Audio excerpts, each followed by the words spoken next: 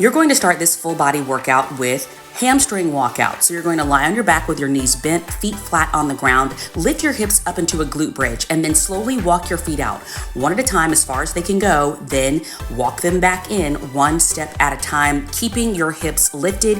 You want to squeeze your glutes tightly to keep your hips up as you walk your feet out. Move slowly here, focusing on the control and engagement of your hamstrings. Make sure to breathe steadily, maintaining that bridge position throughout the exercise here. Remember, hips lifted, glutes squeezed. As you walk out one step at a time, as far as you can go, you should really feel it in your hammies here.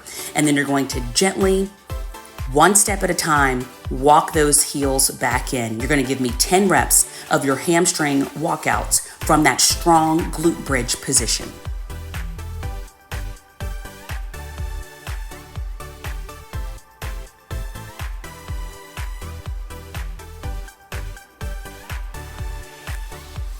Your next move is going to be a dumbbell burpee. So standing with your feet shoulder width apart, holding the dumbbells at your side, you lower into a squat, place the dumbbells on the floor. You want to keep your chest and knees tracked over your toes.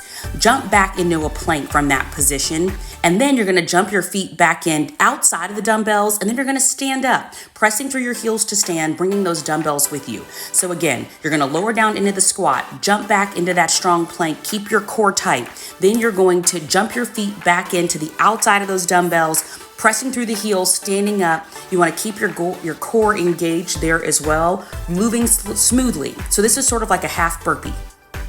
Next up, you're going to give me alternating spiders with a push-up in the middle. So you begin in that high plank position. You're going to bring your right knee toward your right elbow as close as you can get it here, then return to the plank. When you get to the middle, you're going to give me a push-up.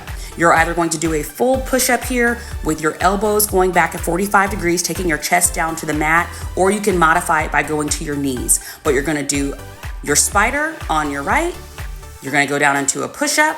Then you're going to come back up to that strong plank position, spider on your left, back down to push up. So you're alternating spiders. You should be giving me 10 total push-ups.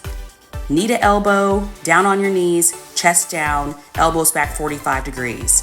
Knee to elbow, knees down, chest down, elbows back 45 degrees.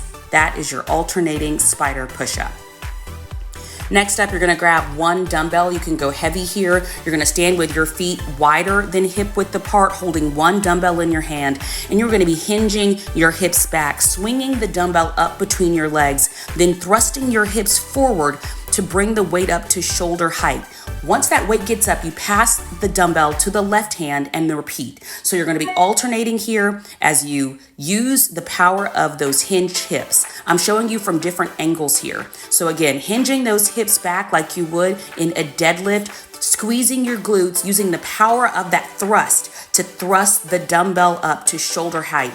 And at the top, it's going to switch hands. Hinging back here, you should feel your hamstrings as you have a flat back and you hinge your hip back, keeping that core tight, using the power of that thrust, squeezing the glutes to get the weight up. For the last move in this circuit, you have a forward lunge, step back into a hammer curl. So you're going to stand tall with your dumbbells on both sides.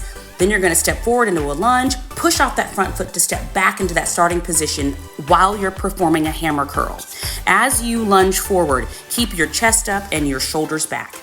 Remember to keep your elbows into your sides here for that hammer curl, squeezing at the top.